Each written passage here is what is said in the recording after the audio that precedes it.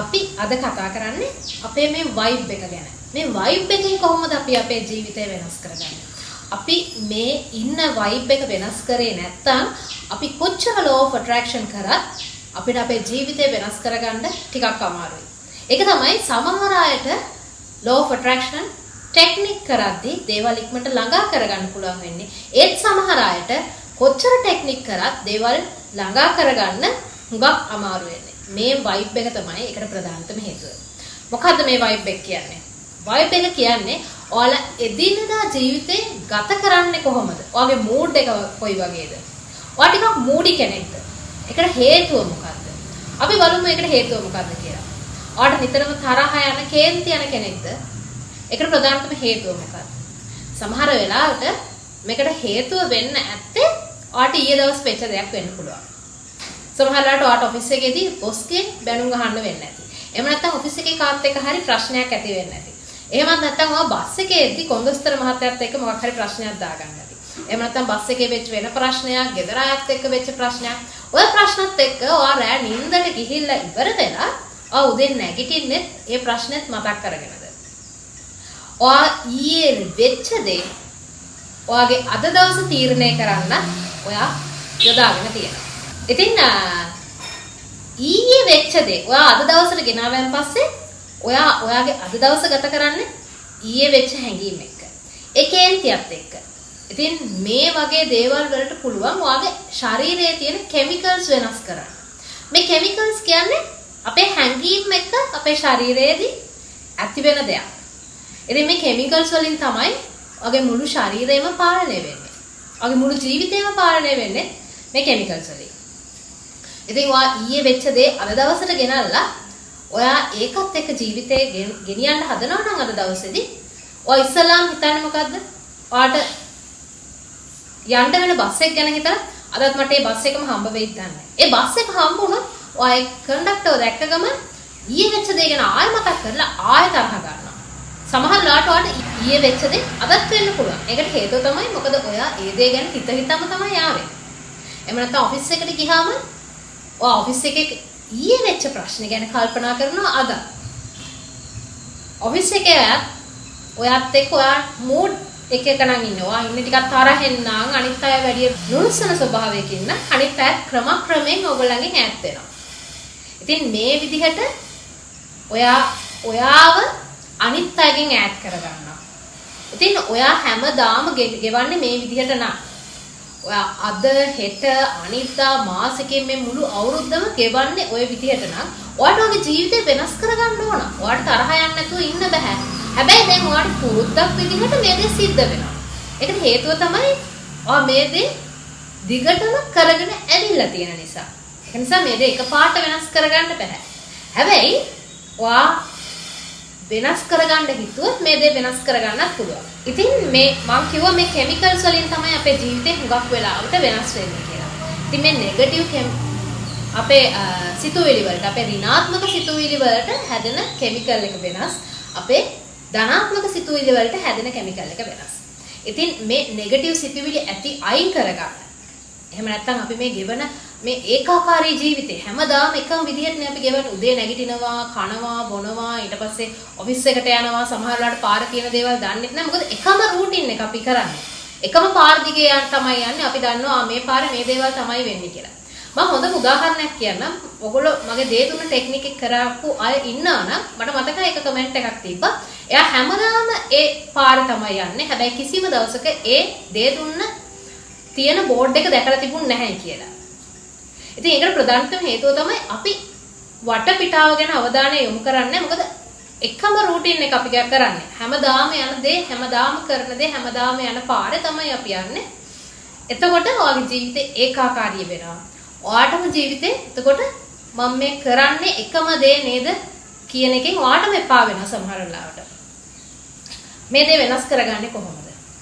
ඒක තමයි පළවෙනිම දේ ඔයාලට භාවනා කරන්න පුළුවන්. භාවනා කරන්න බැහැ කියන තමයි හුඟක් අය හිතන්නේ. ඒකට හේතුව තමයි ඔයාගේ ශරීරයට ඔයාව පාලනය කරන්න ඔයා ඉඩ දීලා තියෙනවා. හරිනම් ශරීරය ඔයාගේ වහලේ. ඔයාගේ ශරීරය ඔයාට ඕන විදිහට පාලනය කරන්න තමයි මුලදී හුරු වෙන්නේ. හැබැයි පස්සට යන්න ශරීරය ඔයා පාලනය කරන්න ගන්නවා. ඔයා මොන හරි දෙයක් කරන්න හිතුවොත් නෑ මේ දේ කරන්න බෑ. මේ දේ මට කරන්න බෑ. මේ දේ කරොත් මෙහෙම වෙයි. කියන දේ හිතන්න ගන්නවා. ඒ ඔයා ශරීරයට ඕන දේ කරන්න හදන නිසා. ඔයාගේ කම්ෆර්ට් සෝන් එකට යනවා. ඉතින් මේ දේවල් වලින් ඈත් වෙන්න නම් ඔයාට තියෙන කරන්න පුළුවන් හොඳම දේ තමයි භාවනා කරන එක. මේක මුලදී ටිකක් අමාරු වෙයි. භාවනා කරන්න ඉඳගත්ත වෙලේ ඉඳන් ඔයාට නහය කහනවා දැනෙයි, ඇඟ නලියනවා වගේ දැනෙයි. ඒකට හේතුව තමයි ඔයාගේ ශරීරය කියන ඔය දැන් ඇති මෙහෙම කරොත් එහෙම අපි වෙනස් වෙන්නයි මේ යන්නේ. එහෙම ඕනේ අපි හිතපු විදිහට නිමු. ඒක හරිම ලේසි අපේ ජීවිතේ ගෙනියන්න කියලා. හැබැයි ඔයා ඒ වෙලාවට හිතන්න මම ශරීරයේ වහලෙක් නෙමෙයි. මට ඕන දේ ශරීරේ කරන්න ඕන කියලා. ටිකක් වෙලා භාවනා කරන්න. මගේ භාවනා ප්‍රෝග්‍රෑම් කීපයක්ම තියෙනවා. දවසට විනාඩිය දෙකක් ටිකෙන් ටික මේ දේ හුරු කරගන්න. එතකොට ඔයාලට පුළුවන් ඔයාලගේ වයිබ් එක ටික ටික වෙනස් කරගන්න. මේ භාවනා කරනවා කියන්නේ ඔයාලට විෂුවලයිස් කරන්නත් පුළුවන්. දේවල් විෂුවලයිස් කරනවා කියන්නේ එක්තරා විදිහක භාවනාවක්. මේ විෂුවලයිස් කරන එක තැනක ඉඳගෙන අපිට කරන්න ඕනේ නැහැ. ඔයාලට නාන ගමන් කරන්න පුළුවන්, උයන ගමන් කරන්න පුළුවන්.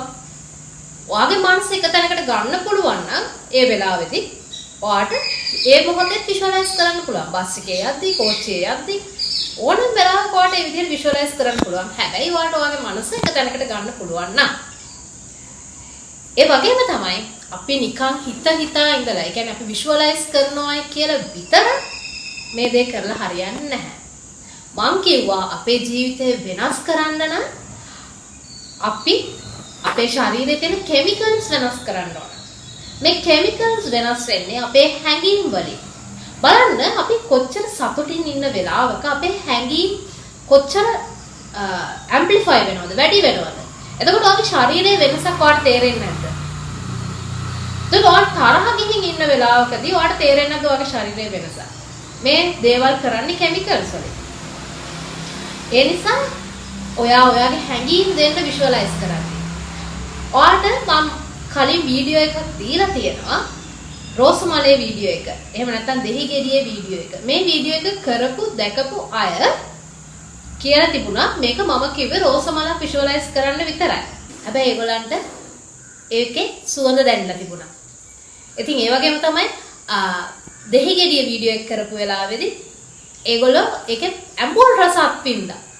සමහර අය මට කියලා තිබුණා දතුත් හිරි වැටුණා කියලා. අන්නේ විදිහට තමයි අපි හැඟීම් දෙන්න ඕන අපේ විෂුවලයිස් කරද්දී. ඒ සුවඳ, ඒ රස, ඒ හැම දෙයක්ම අපි ඒ පරිසරයේ ඉන්නවනම් ඒ හැම දෙයක්ම අපිට දැනෙන්න ඕන. අපි මේ පුටුවක වාඩි වෙලා ඉන්නවනම් අපි හිතන්නේ පුටුවක වාඩි වෙලා ඉන්න දෙයක් ගැන නම් අපිට ඒ පුටුව දැනෙන්න ඕන. දැන් තමන් මේ අත්විඳින්නේ මේ පුටුවේ ඒ කුෂන් එක, එහෙම නැත්නම් ඒ ඉඳන් ඉන්න තැන ඉස්සරහා තියෙන මේසේ, මේ හැම දෙයක්ම තමන්ට දැනෙන්න ඕන. අන්න එහෙමයි අපි හැංගීම් කියන දේ අපි විෂුවලයිස් කරනකොට දෙන්නේ. ඉතින් හරිම ලේසි මේ දේවල් කරන්න. ඔයගොල්ලෝ ඒ වීඩියෝස් බලලා නැත්නම් මම ඩිස්ක්‍රිප්ෂන් බොක්ස් එකේ ඒක දාලා තියන්නම්. කමෙන්ට් සෙක්ෂන් එකේ සඳහන් කරලා තියන්න. අනිවාර්යයෙන්ම ඒ වීඩියෝස් බලන්න. හරිම ලේසි විෂුවලයිස් කරන්න කියන එක. ඉතින් හුඟක් අය කියනවා ඒක අමාරුයි කියලා. එහෙම නැහැ. හරි. දැන් අපි බලමු අපේ වයිබ් එක දැන් මෙහෙම වෙනස් කරගන්නේ කොහොමද කියලා. ඔයාට ඔය දේ දිගින් දිගටම අපි දවසේ කීප සැරයක් කරන්න. ඔයා මේක පුරුද්දක් විදිහට කරගෙන යද්දී ඔයාට නිකම්ම මේ දේ සිද්ධ වෙනවා. ඔයාලට හිතා කරන්න ඕනේ නැහැ. මේක මුලදී ඔයාට හිතන්න වෙනවා මම මේ විදිහට කරනවායි කියලා. ඊට පස්සේ ඔයාට නිකම්ම මේ දේවල් සිද්ධ වෙනවා. ඔය විදිහට ඔයාගේ වයිබ් එක වෙනස් කරගන්න. ඔයාට සල්ලි තියෙන්න ඕනේ නැහැ. හැබැයි සල්ලි තියනවා වගේ හැසිරෙන්න. ඔයා ඉන්නේ දැන් මේ වෙනකොට ලොකු අසනීපයක නම් ඔයා දැන් ඇඳට වෙලා නම් ඉන්නේ මට දැන් අසනීපයි මට හරි අමාරුයි කියලා හිතන්නේ නැතුව ඔයා හිතින් දකින්න S2 පියාගෙන ඔයා හොඳට ඇවිදිනවා හොඳට දුවනවා හොඳට උඩ පයින්නවා ඔයා හරිම සෞඛ්‍ය සම්පන්න ජීවිතයක් ගත කරනවා කියලා හිතන්න. මම උදාහරණයක් විදිහට ගන්නම්. හුඟක් වෙලාවට කැන්සර් එකක් තියෙනවායි කියලා දැනගත්තයින් පස්සේ ඒ කැන්සර් එක ඇඟේ උඩ දුවන්න එහෙම නැත්නම් අපි කියන්නේ ස්ප්‍රෙඩ් වෙනවායි කියලා. ඒ යන කාලේ ඉතාම අඩුයි. සමහර වෙලාවට අද දැනගෙන හෙට වෙද්දි ඊට වඩා සෑහෙන ඇඟේ පැතිරලා තියෙන්න පුළුවන්. මේකට හේතුව තමයි ඔයාගේ මනස. මොකද ඒක දැනගත්ත වෙලේම ඔයා මානසිකව වැටෙනවා. ඒක වැටුණයින් පස්සේ ඔයා හිතන්නේ එතනින් ඔයාගේ ජීවිතේ ඉවරයි කියලා. හැබැයි මතක තියාගන්න මේ පිරිකාවත් එක සටන් කරලා ජීවිතේ දිනපු ඕන තරම් අය ඉන්නවා. බෙහෙත් කරන ගමන් තමන් විෂුවලයිස් කරනවා තමන් හොඳ සෞඛ්‍ය සම්පන්නව ජීවත් වෙනවා කියලා. එහෙම මේ හැවිදිනවා කනවා බොනවා හරිම සතුටින් ඉන්නේ. හැබැයි ලංකාවේ හුඟක් අය තමන්ට අසනීපයක් තියෙනවා කියලා දැනගත්ත ගමන් මානසිකව වැටිලා ජීවිතේ එතනින් එහාට තමන්ගේ ඉවරයි කියලා හිතන එකයි කරන්නේ. එහෙම කරන්න එපා. හැමදාම සතුටින් ඉන්න. දුක හිතන කිසිම දෙයක් ගැන හිතන්න එපා. ඔය අසනීපකට නම් ඉන්නේ. මම මේ දන්න කියන කෙනෙක් කියපු කතාවක්. එයාගේ ජීවිතේ එයාට කැන්සර් එකක් තියෙනවා කියලා දැනගත්තායින් පස්සේ එයා වැඩි ජීවිතේ එයාට ડોක්ටර්ස්ලා කියලා තියෙනවා තව මාස 3යි ඔයා ජීවත් වෙන්න කියලා. හැබැයි එයා එතනින් වැටුන්නේ නැහැ. එයා හැම වෙලේම සතුටින් හිටියේ. විහිළු තියෙන වීඩියෝස් බැලුවා. hina යන වීඩියෝස් බැලුවා හැම වෙලේම තමන්ගේ සුරතලත් එක්ක ජීවිතය ගත කරා. හැම වෙලේම එයා හැම තප්පරයක්ම තමන්ගේ ජීවිතේ සතුටින් හිටියේ. හැබැයි දැන් මේ වෙනකොට අවුරුදු ගාණක් ගිහිල්ලා එයා තාමත් ජීවත් වෙනවා. එයාගේ ඇඟේ මේ වෙනකොට කැන්සර් සෙල්ස් නැහැ. ඒ කියන්නේ පිළිකා සෛල මේ වෙනකොට සම්පූර්ණයෙන් අයින් වෙලා තියෙනවා. එයා ඔපරේෂන් එකක් කරෙත් නැහැ. මොකද ડોක්ටර්ස්ලා කියලා තිබුණා මේක තේරුමක් නැහැ කියලා. එයා කරේ යාට එදිනෙදා ડોක්ටර්ස්ලා දුන්න ප්‍රතිකාර විතරයි. හැබැයි ඊට අමතරව එයා කරේ එයා සතුටින් හිටපු එක විතරයි. ඉතින් ඒ නිසා අසනීපයක් තියෙනවා නම් ඔයාගේ වයිබ් එක වෙනස් කරගන්න. හැම වෙලේම හිතන්න තමන් ඉතාම හොඳින් ජීවත් වෙනවා කියලා. හැම වෙලේම සතුටින් ඉන්න. ඒත් එකම තමයි මම තවත් කියන්න ඕන. ඔයා ආදරයක් හොයන කෙනෙක් නම් හැම වෙලේම පවුලයාත් එක්ක සතුටින් ඉන්නවා දකින්න. ඔගේ පවුලේ අසමගිය වැඩි නම් ඒ වුණාට ඒක ගැන හිතා ඉන්න එපා. හැම වෙලේම හිතන්න මම හරිම සතුටින් ඉන්නේ මේ පවුලයාත් එක්ක කියලා. ඔයා ඒ විදිහට හැසිරෙන්න. ඔයා හැසිරෙන්නේ කොහොමද? ඔයාගේ ඇඟේ තියෙන හෝමෝන්ස්, ඒ කෙමිකල්ස් ඔයාගේ සතුටත් එක්ක වෙනස් වෙලා ඔයාට ජීවිතේට මේ දේවල් ලබා දෙන්න කටයුතු කරනවා. මේ මනස මේ මොලේ තමයි අපේ ජීවිතේ වෙනස් කරන්නේ. ඉතින් තව කියන්න ඕන ඔයාලට අපේට ඇති වෙන එක සිතුවිලි. මේ සිතුවිලි හැම වෙලේම ඇත්තක් නෙමෙයි. මේ සිතුවිලි වලට ඇත්තක් කරවන්න නම් අපිට ඒවට හැඟීම් දෙන්න ඕන. සමහරවිට ඍණාත්මක සිතුවිලි වෙන්නත් පුළුවන්. ඉතින් අපි මේ හැඟීම දුන්නාම ඒ ඍණාත්මක සිතුවිලි ක්‍රියාත්මක වෙනවා. අපිට ධනාත්මක සිතුවිලි වලට වඩා ඍණාත්මක සිතුවිලි ක්‍රියාත්මක කරන්න හරිම ලේසියි. මොකද අපි පුරුදු වෙලා තියෙන්නේ අපේ ඍණාත්මක සිතුවිලිත් එක්ක ජීවිතය ගෙනියන්න. අපේ මොළේ හැම වෙලේම හදන්නේ ඍණාත්මක සිතුවිලිත් එක්ක ජීවිතේ අපේ අරන් යන. ඒකට හේතුව තමයි අපි පොඩි කාලේ ඉඳන් පුරුදු වෙච්ච දේවල්. ඒ නිසා සිතුවිලි වලට හැඟීම් දෙනකොට කල්පනා කරන්න තමන් මේ දෙන හැඟීම දෙන්නේ ධනාත්මක සිතුවිල්ලකටද ඍණාත්මක සිතුවිල්ලකටද කියලා. හරියට දැන් මම මේ කිව්වේ අපේ වයිබ් එක හැම වෙලේම හුඟක් වෙලාවට තියෙන නෙගටිව් සයිඩ් එකේ. මොකද හේතුව තමයි අපි පොඩි කාලේ ඉඳන් පුරුදු පුහුණු වෙච්ච දේවල්.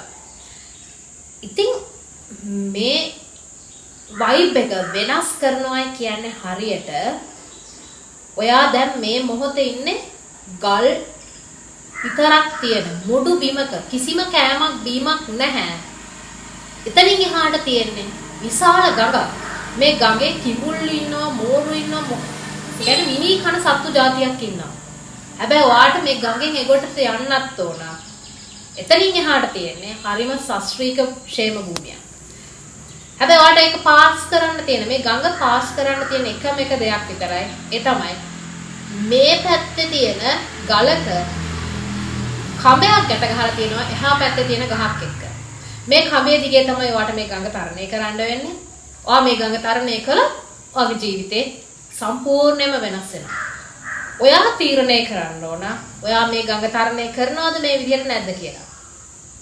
හැබැයි ඔයාගේ මනස හැම වෙලේම කියයි නෑ අපි මේ පැත්තේ ඉන්න පණුවෙක් හරි හොයාගෙන කමු. එහා පැත්තෙන් ගියොත් එහෙම එහා පැත්තට යන්න ගියොත් එහෙම අපිට මේ ගඟට වැටිලා මැරෙන්න තමයි වෙන්නේ කියලා. හැබැයි ඔයාගේ හිතට අරගෙන මේ කඹේ දිගේ ගඟ තරණය කරනවායි කියන එක හිතුවොත් ඔයාට අනිවාර්යයෙන්ම තරණය කරන්න පුළුවන්. ඔයා වැටෙනවායි කියලා හිතුවොත් ඔයා වැටෙන එක වැටෙනවාමයි. හැබැයි ඔයා හිතුවොත් මට මේක දිගේ යන්න පුළුවන් කියලා ඔයාට අනිවාර්යයෙන්ම යන්න පුළුවන් වෙනවා. ඒක නිසා මේක ඔයාගේ ජීවිතේ වෙනස් කරන වීඩියෝ එකක්. අනිවාර්යයෙන්ම මේ විදිහට තමන්ගේ ජීවිතේ වෙනස් කරගන්න. ඔයා අද මේ වීඩියෝ එක දාකලා අද හිතනවා මම මේ ජීවිතේ මගේ මේ වයිබ් එක වෙනස් කරගන්නවා කියලා. හැබැයි ඔයාට හෙට ආය පාරක් ඔයා ඒ ජීවිතයටමයි යන්නේ. ඒකට හේතුව තමයි ඔයාගේ ශරීරය.